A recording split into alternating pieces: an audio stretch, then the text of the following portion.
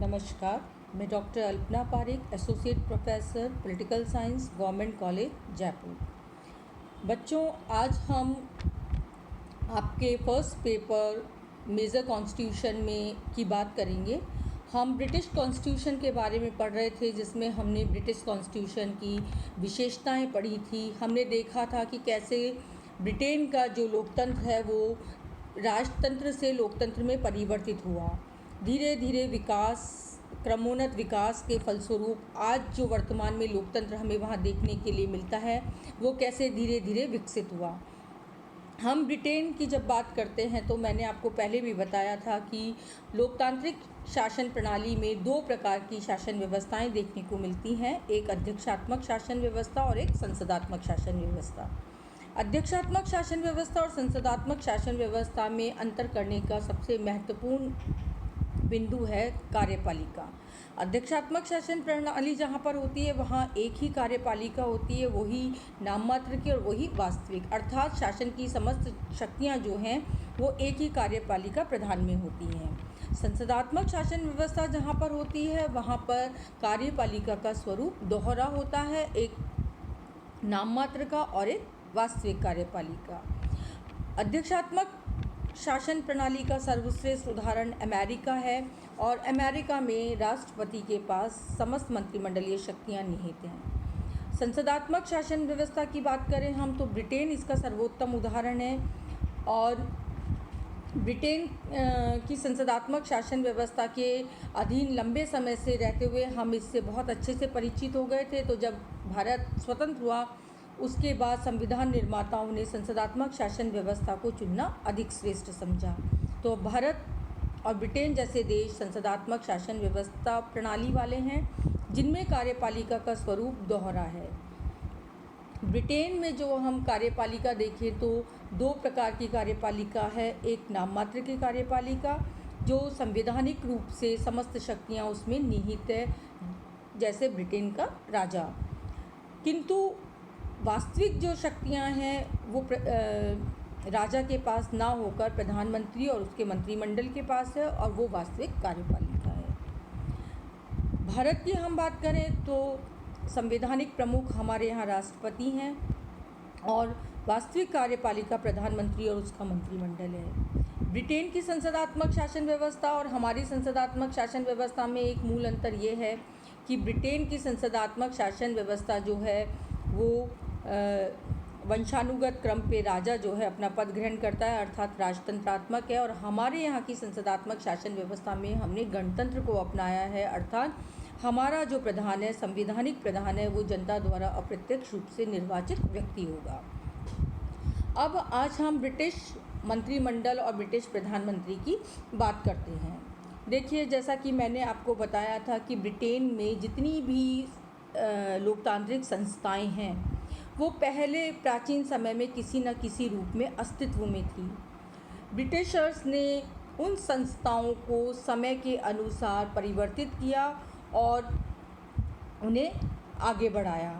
Britishers चूँकि स्वभाव से परंपरावादी होते हैं, रूढ़िवादी होते हैं, तो उन्होंने अपनी संस्थाओं को समाप्त करके नई संस्था स्थापित करने की अपेक्षा पुरानी संस्थाओं के कार्य प्रणाली में बदलाव किया। सबसे पहले हम बात करते हैं प्रिवी काउंसिल्स की।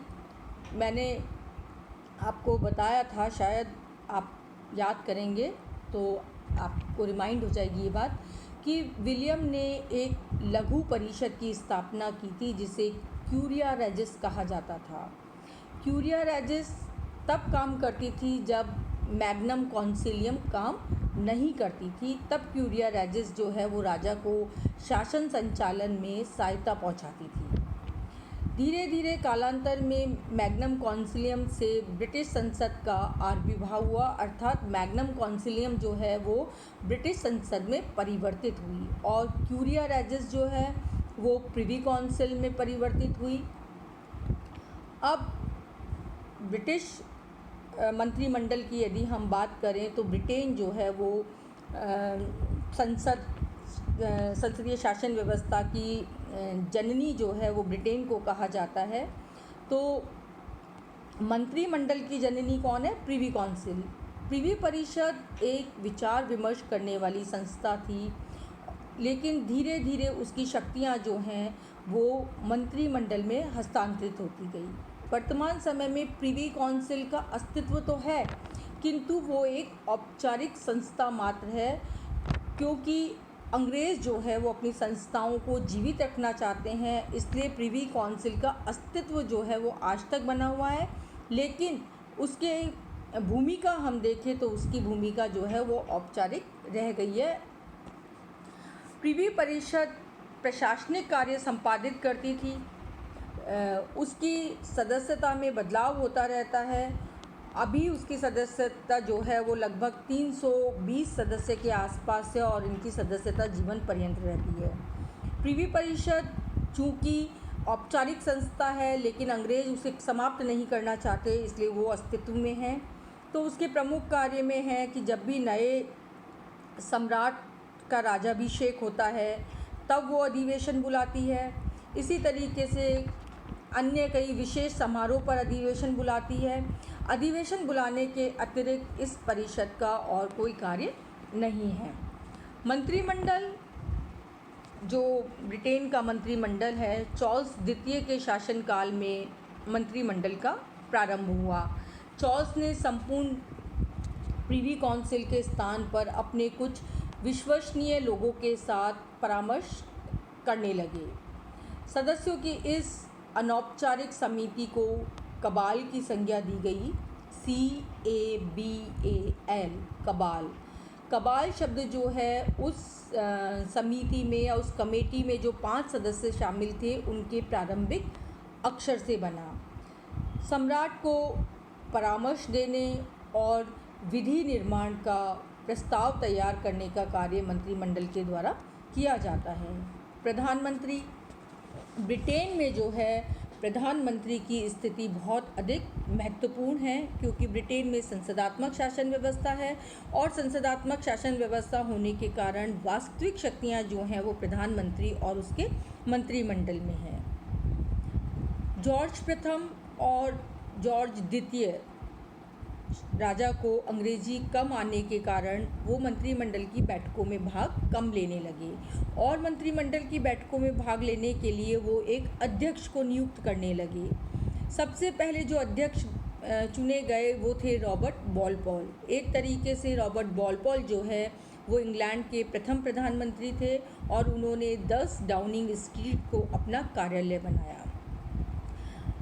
देखिए, प्रधानमंत्री जो है ब्रिटेन में, चूँकि संसदात्मक शासन व्यवस्था में सारा मंत्रिमंडल महत्वपूर्ण होता है, किंतु उस महत्वपूर्ण मंत्रिमंडल में एक नेतृत्वकर्ता होता है, एक लीडर होता है जो अपने सत्तारूढ़ दल का नेता होता है। तो वो व्यक्ति प्रधानमंत्री होता है और संपूर्ण शासन व्यवस्था का केंद्र होता है। वास्तविक कार्यपालिका जो है उसमें समाहित होती है, इसीलिए लॉवेल ने उसे राजनीतिक भवन की आधारशिला कहा, तो रेमेंजो ने राज्य के जहाज़ को चलाने वाला चालक कहा, तो मैरियट ने उससे चमकते हुए सितारों के बीच चंद्रमा कहा। अब मंत्रिमंडल और मंत्री परिषद, ये 2 शब्द आप बार बार सुन रहे हैं। तो मंत्री परिषद और मंत्रिमंडल में अंतर क्या है? देखिए, एक है कैबिनेट और एक है काउंसिल ऑफ मिनिस्टर्स।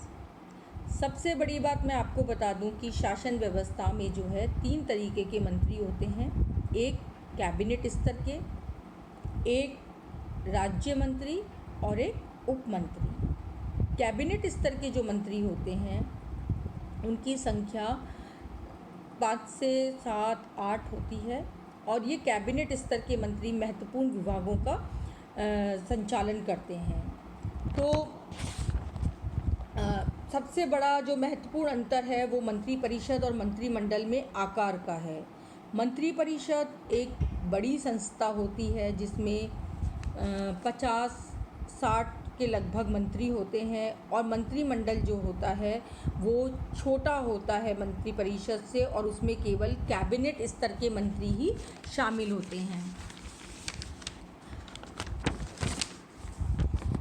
दूसरा, इनकी स्थिति में अंतर होता है। मंत्रिपरिषद प्रशासनिक कार्य करती है, जबकि शासन का नीति निर्धारण का जो कार्य है वो मंत्रिमंडल के द्वारा किया जाता है। वेतन भत्तों में भी अंतर होता है। 2010 के अनुसार यदि हम बात करें तो प्रधानमंत्री का वेतन जो है वो 198661 पाउंड था, तो कैबिनेट मंत्रियों का 145492 पाउंड था, और इसी तरीके से राज्य मंत्री और उप मंत्रियों का था। कार्यों में भी अंतर होता है। मंत्री मंडल जो है उसके कार्य अधिक महत्वपूर्ण विभागों से संबंधित होते हैं। लोक सदन में बहुमत प्राप्त जिस दल ने किया है उसके नेता को सम्राट जो है वो प्रधानमंत्री नियुक्त करता है। ब्रिटेन में ये परंपरा है कि प्रधानमंत्री जो है वो कॉमन सभा से ही होगा, और प्रधानमंत्री अपनी परिषद अपनी पसंद से जो है अपने मंत्रिमंडल का निर्माण करता है। सम्राट जो है वो मंत्रिमंडल की बैठकों से बाहर होता है। बैठकों में केवल प्रधानमंत्री और उसका मंत्रिमंडल ही भाग लेता है। सामूहिक उत्तरदायित्व की भावना से ये काम करते हैं मंत्रिमंडल, क्योंकि मंत्रिमंडल जो है वो महत्वपूर्ण विभागों का संचालन करता है। तो मंत्रिमंडल जो है वो एक इकाई के रूप में कार्य करते हैं, एक साथ तैरते हैं और एक साथ डूबते हैं। गोपनीयता का ध्यान उन्हें रखना पड़ता है। उन्हें अपने और अन्य सदस्यों के विचारों को गोपनीय रखना पड़ता है ताकि महत्वपूर्ण नीति निर्माण संबंधी कोई भी बात बाहर ना आ सके। प्रधानमंत्री का नेतृत्व जो है वो मंत्रिमंडल में रहता है। प्रधानमंत्री मंत्रिमंडल का नेता होता है। हालांकि सभी मंत्री जो हैं वो समान हैं, लेकिन प्रधानमंत्री का स्थान जो है वो विशिष्ट होता है और वो समकक्षों में प्रथम कहलाता है। राजनीतिक सजातीयता मंत्रिमंडल में की विशेषताओं में देखी जाती है, क्योंकि समस्त जो दल है वो दल जिसने बहुमत प्राप्त किया है उसके समस्त सदस्य एक ही विचारधारा के होते हैं, और एक ही विचारधारा के होने के कारण उनमें सामंजस्य रहता है। मंत्रिमंडल की यदि अगली विशेषता हम देखें तो कार्यपालिका और व्यवस्थापिका में घनिष्ठता होती है। ये मैंने पहले ही आपको बता दिया कि कार्यपालिका और व्यवस्थापिका के आधार पर भी हम ये कह सकते हैं कि अमुक देश में संसदात्मक शासन प्रणाली है और अमुक देश में अध्यक्षात्मक शासन प्रणाली है। जहाँ कार्यपालिका का व्यवस्थापिका में से गठन होता है, कार्यपालिका अपने कार्यों के लिए व्यवस्थापिका के प्रति उत्तरदायी होती है। जब तक संसद में उसका बहुमत होता है तब तक ही वो अस्तित्व में होती है। उसे हम संसदात्मक शासन व्यवस्था कहते हैं। जहाँ कार्यपालिका का गठन व्यवस्थापिका में से नहीं होता वो अध्यक्षात्मक शासन व्यवस्था है।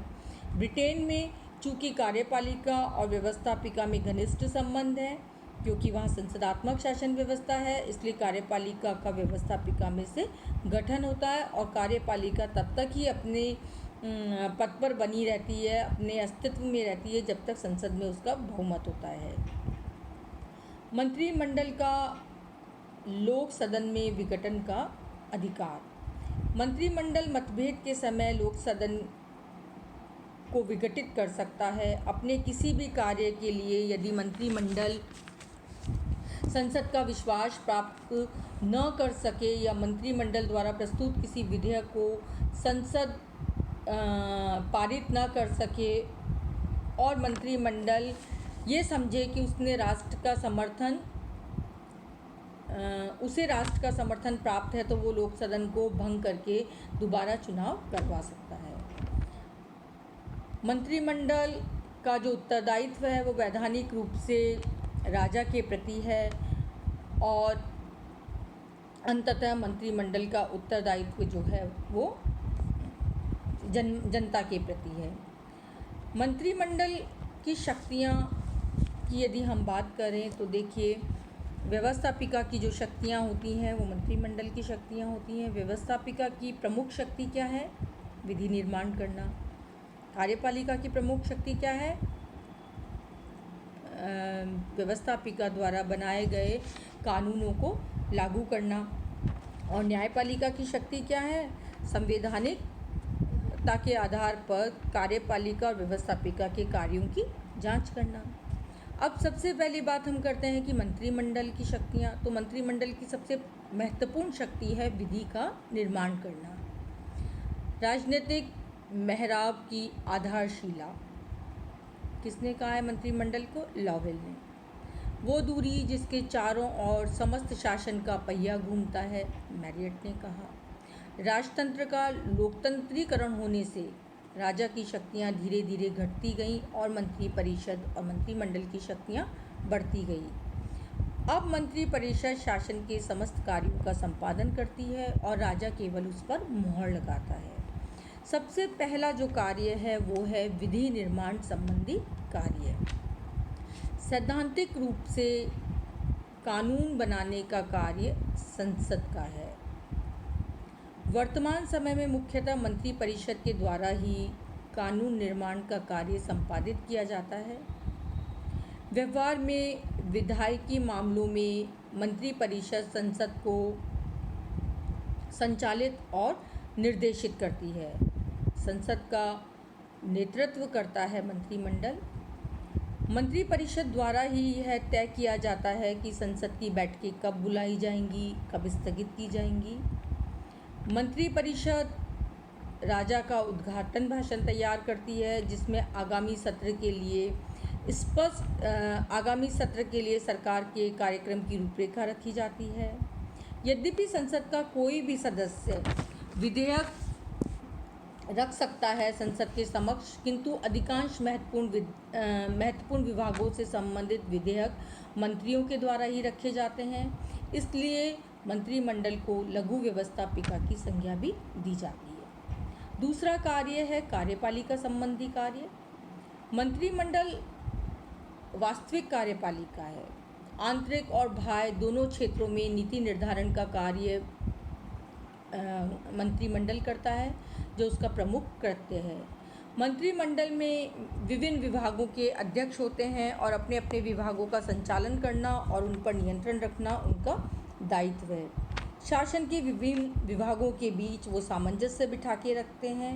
आधुनिक समय में प्रदत्त व्यवस्थापन या प्रत्यायोजित विधि निर्माण होने के फलस्वरूप मंत्रिमंडल का कार्य क्षेत्र और अधिक विस्तृत हो गया है, क्योंकि संसद जो है वो कानूनों की मोटी मोटी रूपरेखा बना देती है। संसद का कार्य अधिक होने के कारण और विधेयकों की जटिल प्रक्रिया होने के कारण अनेक कानून की केवल मोटी मोटी रूपरेखा बनाकर संसद कार्यपालिका को अधिकृत कर देती है कि उनकी क्रियान्विति के लिए वो आवश्यक नियम बनाए।